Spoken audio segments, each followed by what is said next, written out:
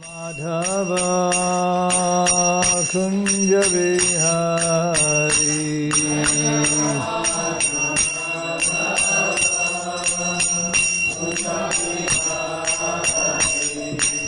Gopi Jana Balaba Giridhari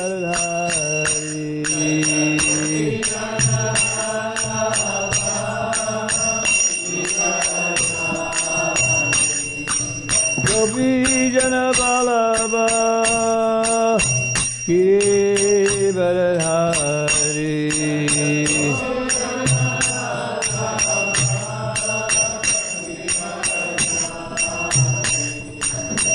Yasuranandana Brajajana Ranjana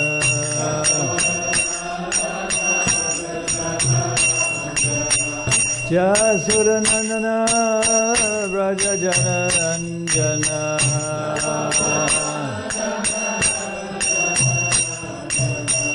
Jamuna Tira Vanachari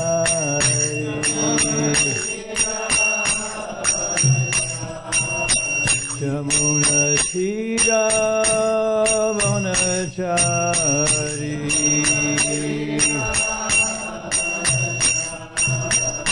Jaya Radha Madhava Kunja Vihari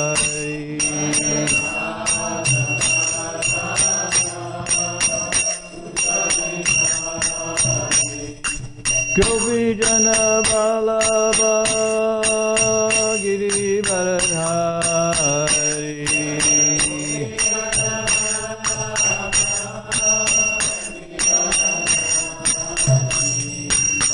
Yasodanandana Brajajana Ranjana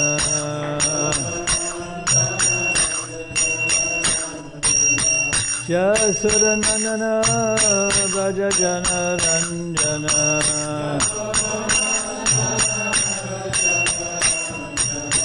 Jamuna Tira Vanachari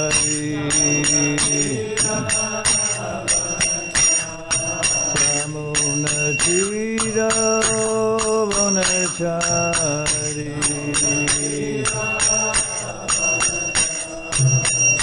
Jaya Radha Madhava Kunja Vihari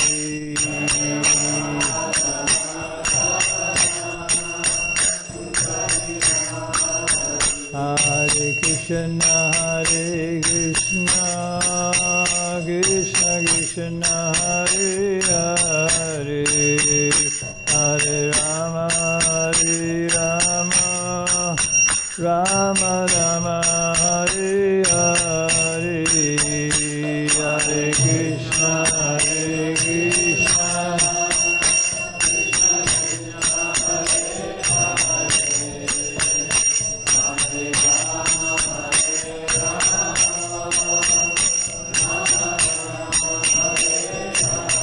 Hare Krishna Hare Krishna Krishna Krishna Hare Hare Hare Rama Hare Rama Rama Rama Hare Hare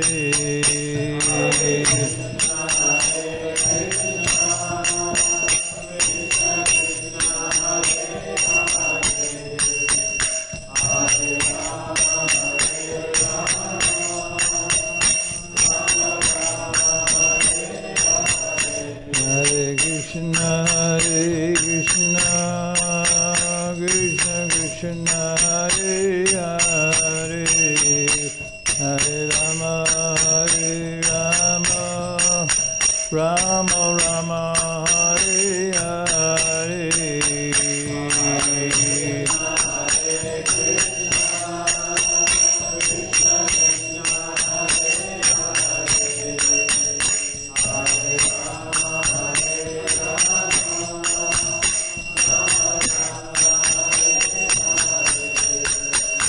Hare Krishna, Hare Krishna, Krishna Krishna, Hare Hare, Hare Rama,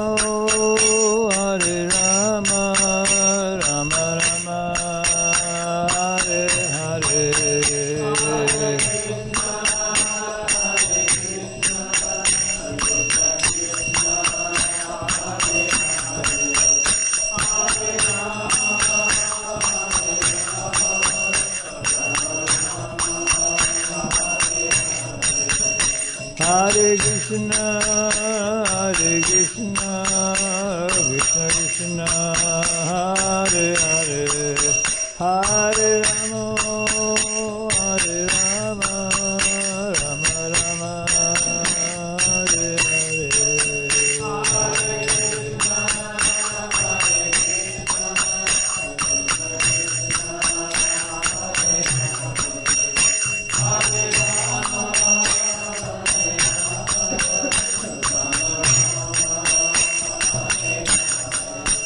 Jaya Prabhupada, Jaya Prabhupada, Jaya Prabhupada, Jaya Prabhupada.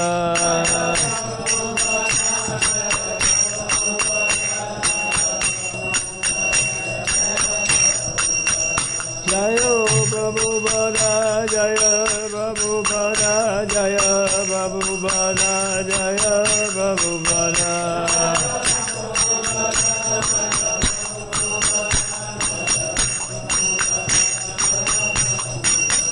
Jaya Prabhupada, Jaya Prabhupada, Jaya Prabhupada, Jaya Prabhupada.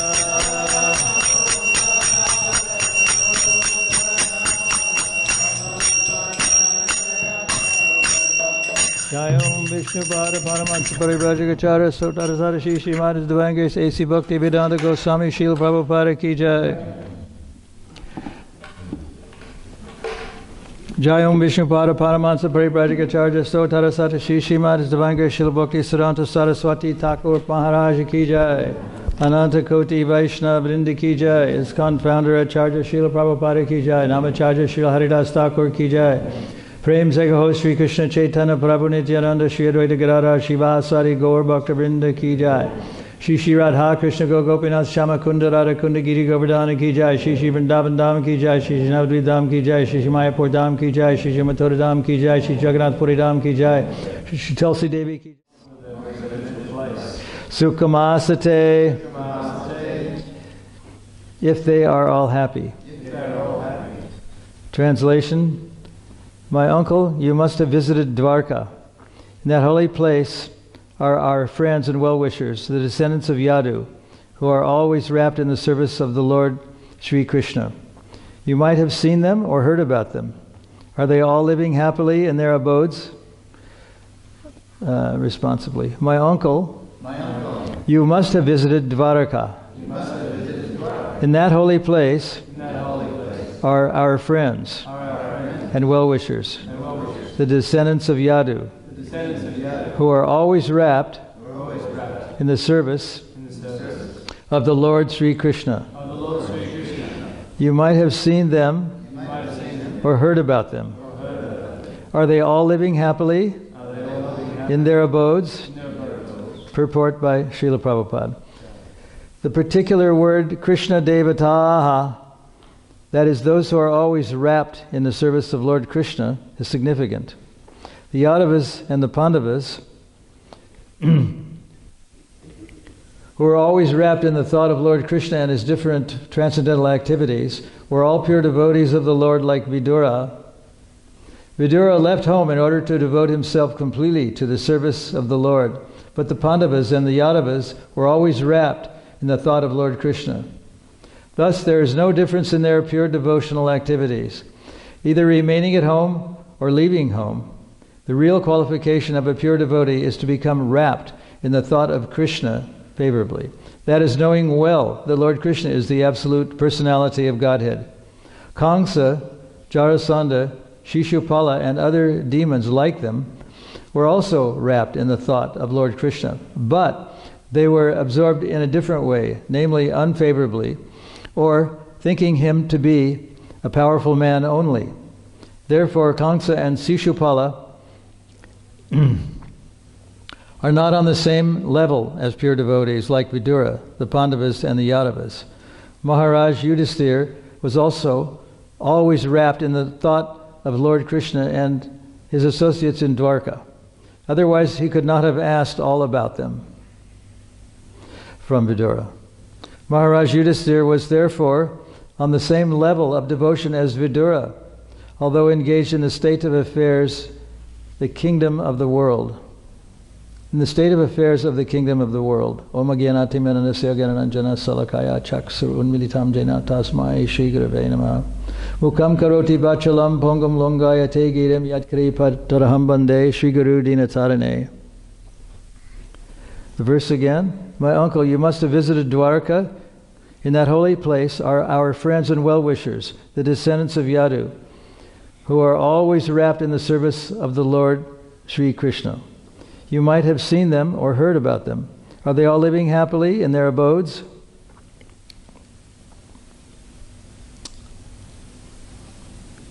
We were talking a little about Vidura last time, how he's not an ordinary person. He's actually an incarnation of Yamaraj. He was very much respected in the city in which he lived. He was known not only as a great devotee, but by his behavior he was known. He behaved in a certain way. Sometimes that's called achara or sudachara. It's behavior. It's one of the ways that seniority is recognized. It's the behavior of a person. It's not only their age and their education and their austerity and their varnashram, but how they behave, how they act. So sometimes when we call someone a good devotee or a pure devotee, we base it on the way they come off, on the nature of their vibration, we might say, to be a little poetic or esoteric. So Vidura is not an ordinary person, and to inquire about the Lord and his pastimes is what devotees are always after. They relish hearing about the activities and pastimes of the Lord. They're not activities of ordinary persons. It was interesting in the Chaitanya Chaitamrita how Lord Chaitanya embraces Sarvabhauma Bhattacharya, even though Sarvabhauma is a diehard impersonalist. He was one of the greatest scholars of his day. But then he became converted to a Vaishnava, and he became so converted that he wanted to change the verse in Srimad Bhagavatam, Tate nu kampam. It begins, I don't know the whole thing, Tate nu kampam susamikshamano. He wanted to change the part of the Sanskrit from bhaktipad, from muktipad to bhaktipad. And Lord Chaitanya told him, you can't change what's in Scripture. That those verses are not to be tampered with. But he went ahead and embraced him anyway, because Sarvabhauma was so absorbed in the concept of bhakti. He was kind of like a new bhakta, that he wanted to change this. And Lord Chaitanya, he wanted to change muktipad to bhaktipad. And Lord Chaitanya explained that actually muktipad is another name for Krishna, because all the forms of liberation reside in the lotus feet of Krishna. So Sarvabhauma wasn't completely satisfied, but Lord Chaitanya embraced him anyway. But even though he didn't make the change official, of course he wouldn't change Scripture. I was very inspired by Suresh's talk yesterday.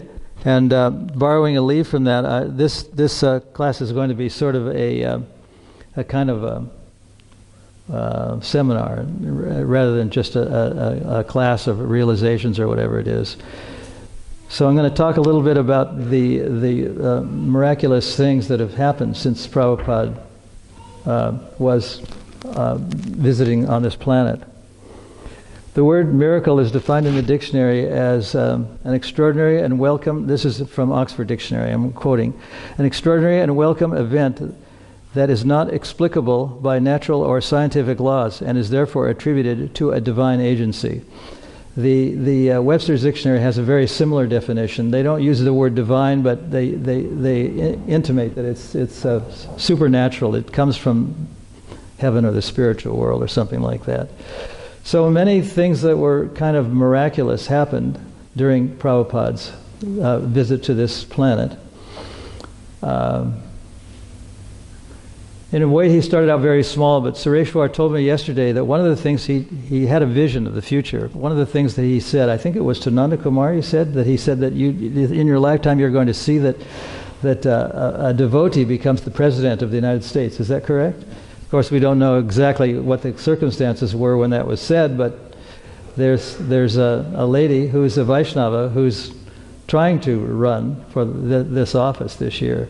So that, in a sense, is miraculous.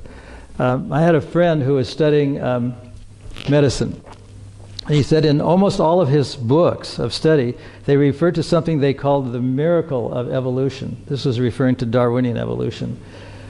In a sense, the miracle is something that we don't know. It's sort of like a word like lesion that the medical practitioners use. Sometimes it means a cut or a scar or a bruise, but it doesn't have a specific meaning necessarily. Of course, many medical practitioners might disagree with me, but I'm kind of a layman, and I encounter this word occasionally. It's lesion, and I don't know what it means.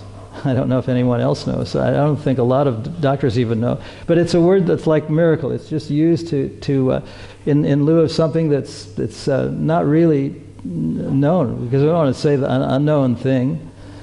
But I don't know. Anyway, a lot of very miraculous things happen. Prabhupada said that actually Charles Darwin plagiarized the Padma Purana. He got they have a concept, a little different, of evolution. Are you looking up lesion? Lesion, L-A-S-I-O-N. What's it? Yeah.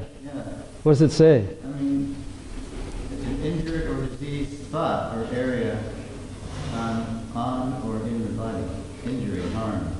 An abnormal change in structure of an organ or part due to injury or disease. Yeah. Nice and vague, just like I was. Connect what you were saying to what it says here, but I couldn't understand. Anyway, there's just a lot of unknown things in this world because we live in an imperfect world. Obviously, the material world is imperfect, and some of the instruments like microscopes and telescopes and computers that we use, since they're made by they're manufactured by imperfect beings that make mistakes, and they're imperfect. Their senses are imperfect.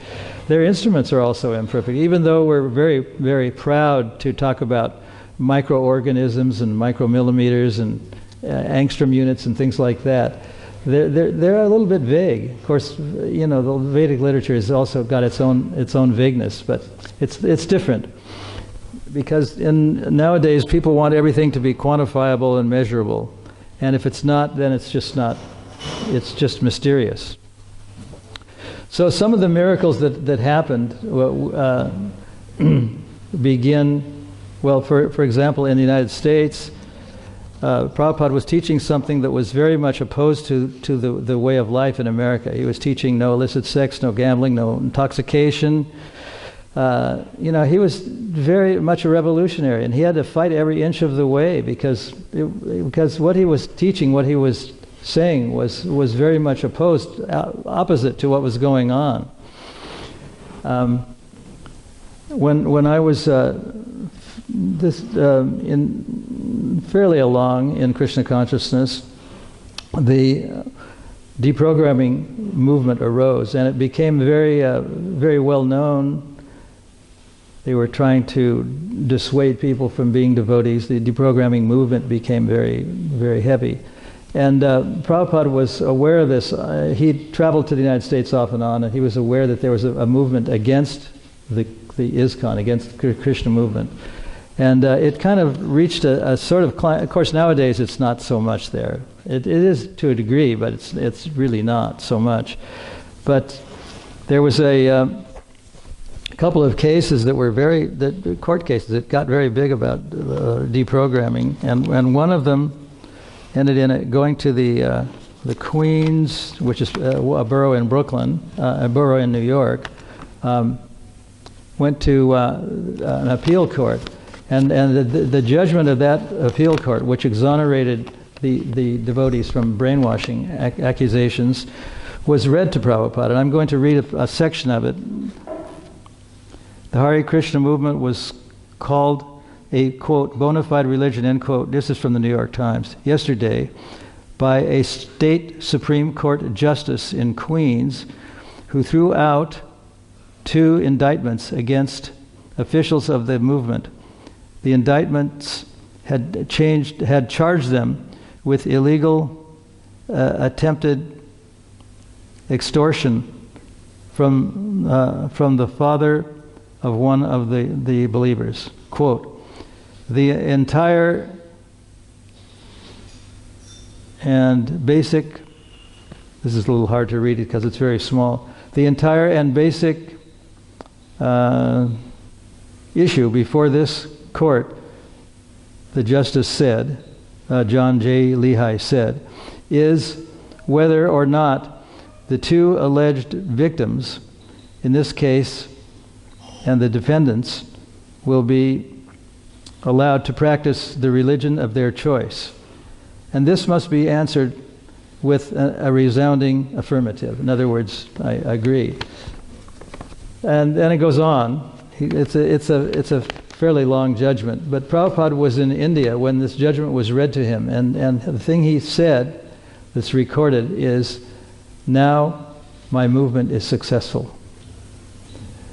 So it was kind of like, in a way, the end of the whole issue of deprogramming, of determining whether or not Krishna consciousness was bona fide. So this was a miraculous event, in a sense. And the fact that there's a little center called the Bhakti Center in Lower Manhattan, on the Lower East Side, formerly a slum, now it's been a bit gentrified.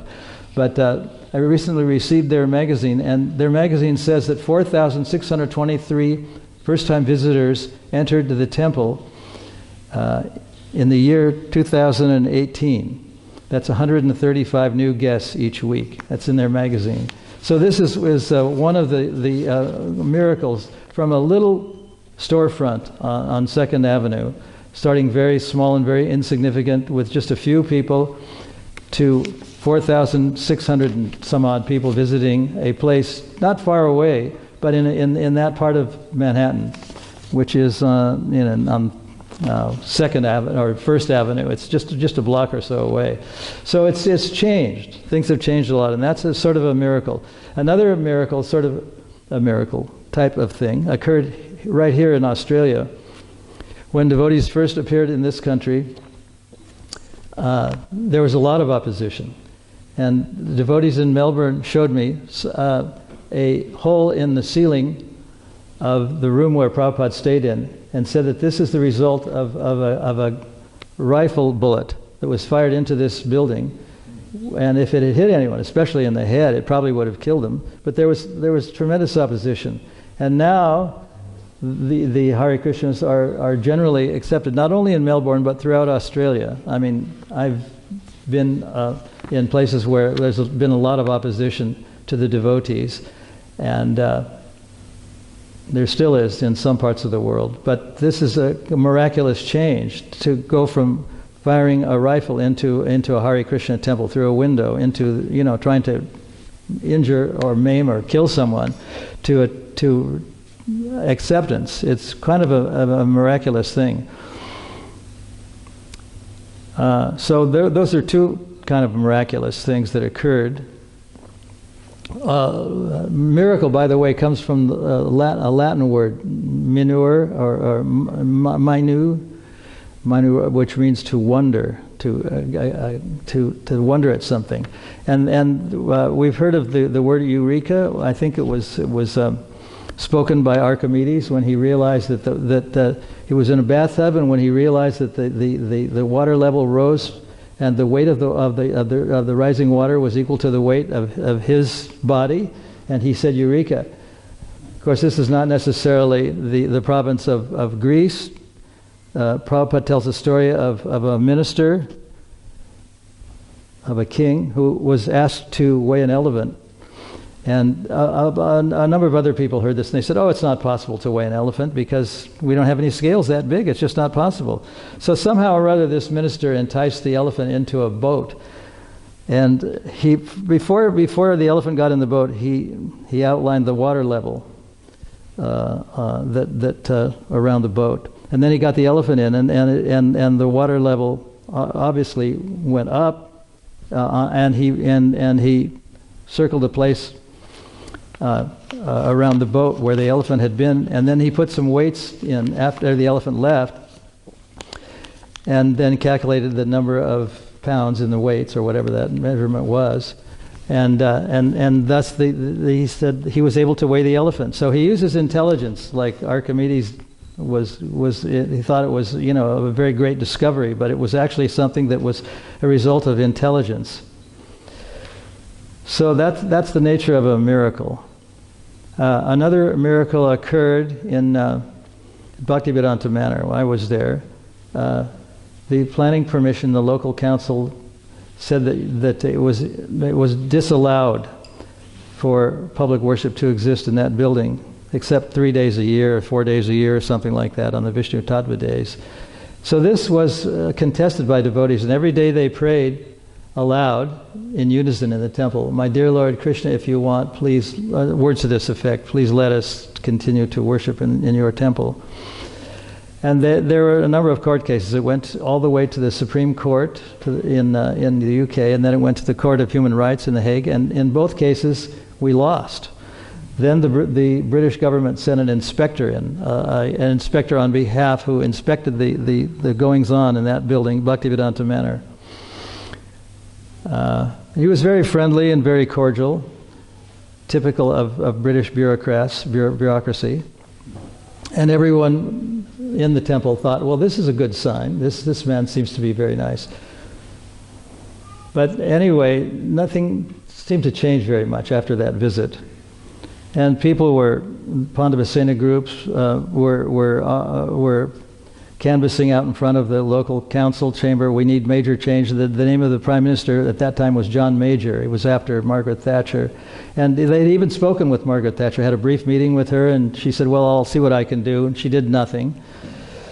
So everything looked kind of dismal. And this went on for about 10 years. And finally, there's a sort of backstory, which I'm not going to go into, why for a 4-month period, the local planning commission and the local government changed hands, and it became liberal rather than conservative. And at that time, the devotees won the right to have public worship in that temple. And the law is that the federal government can't intervene. If the local government planning department says that a thing exists, that it's permitted or not permitted, they have to go along with it, and it's irrevocable.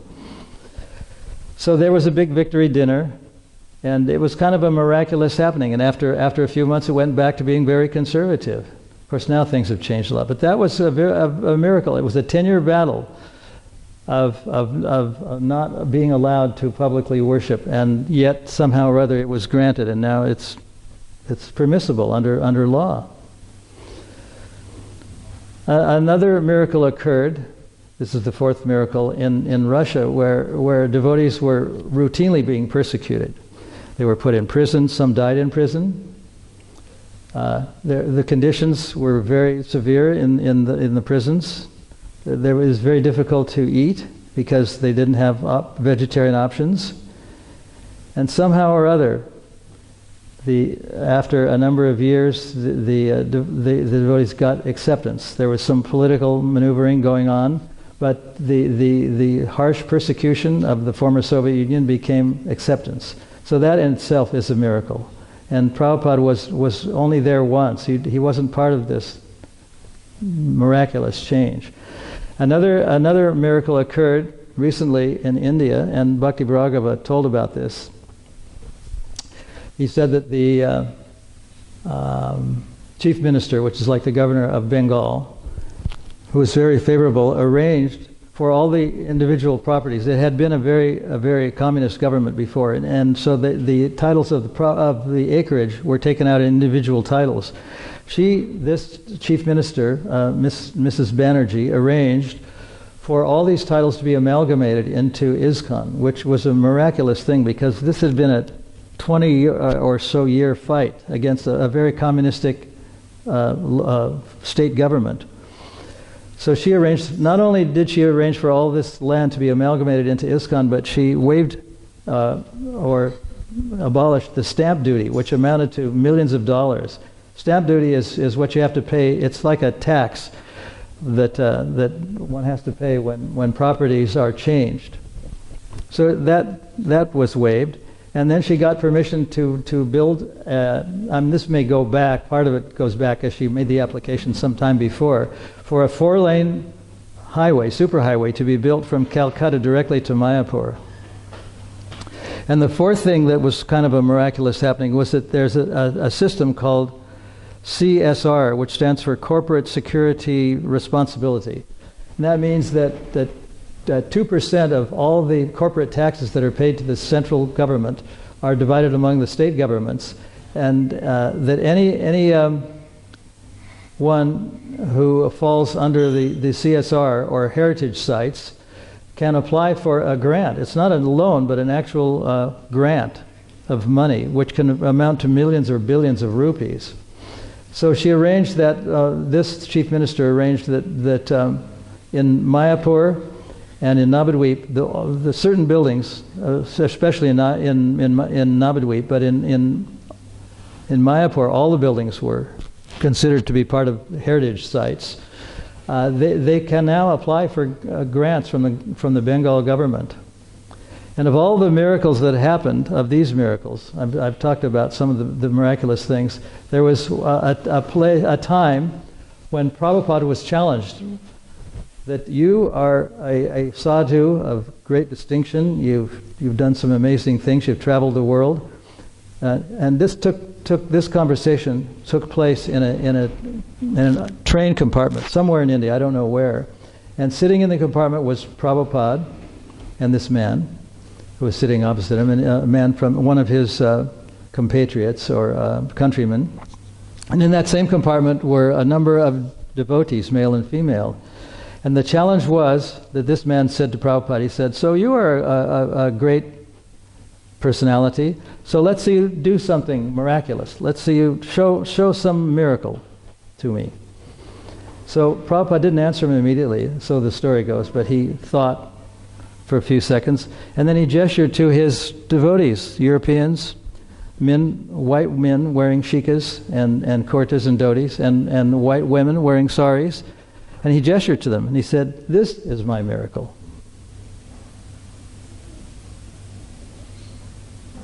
Thank you. Srimad Bhagavatam ki jai. Any comments or questions? I know this is not a typical Srimad Bhagavatam class, but I have to ask. Sir, sure.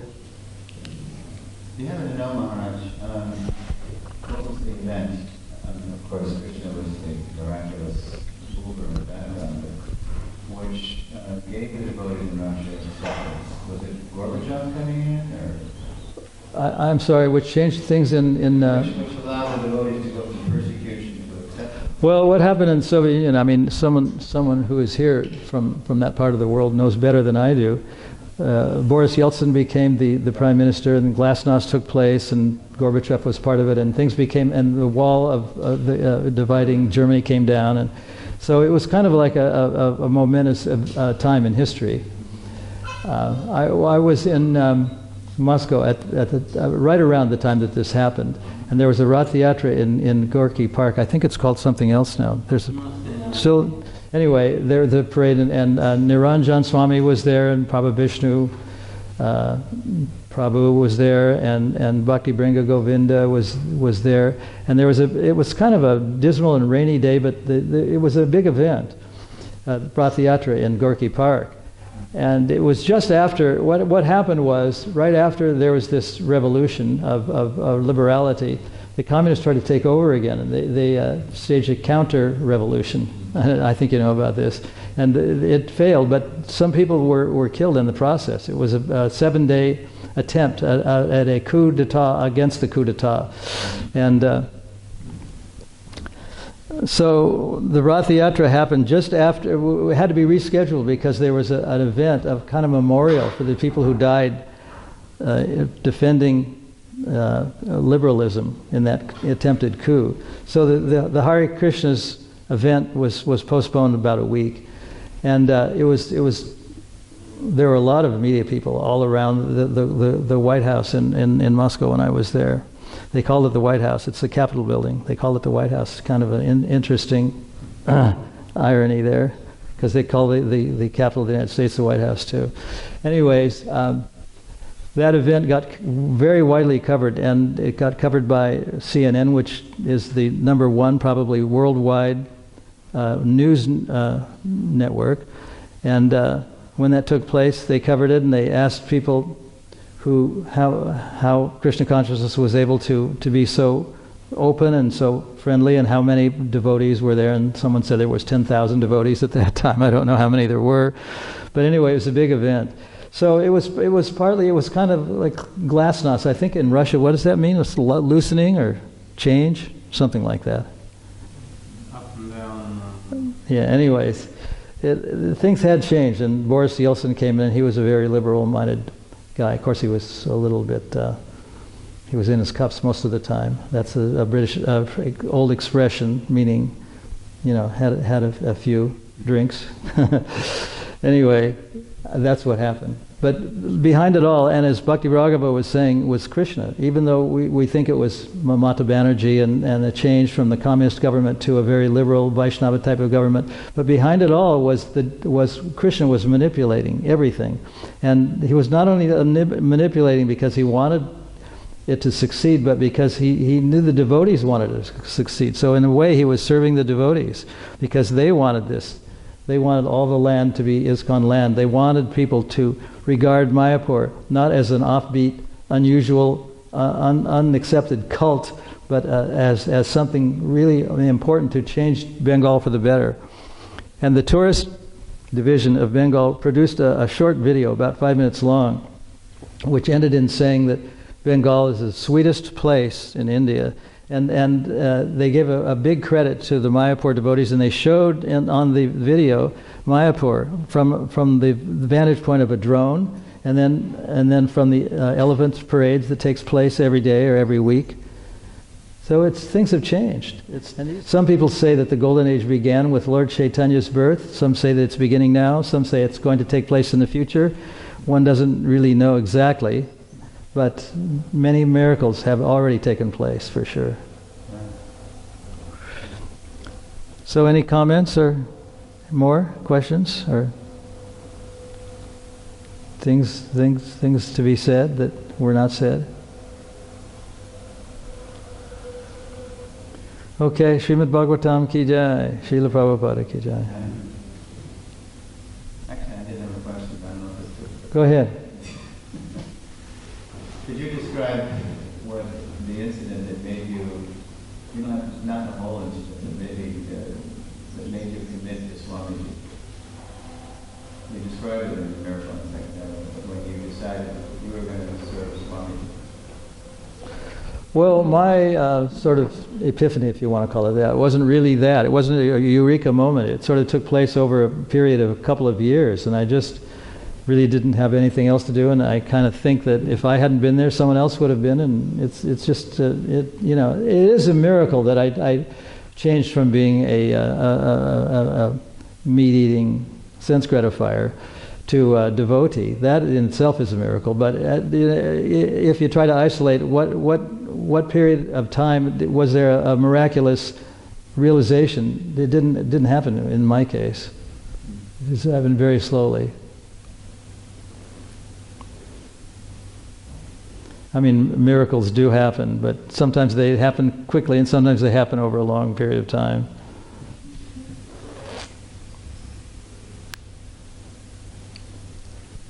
So, yeah, breakfast is getting cold. Hare Krishna.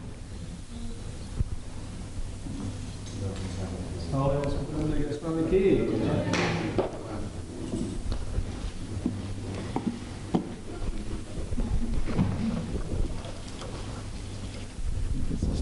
Because I wanted to say something to you. Yeah, well, this is on too. Oh, okay. I'm going to get him to turn it off.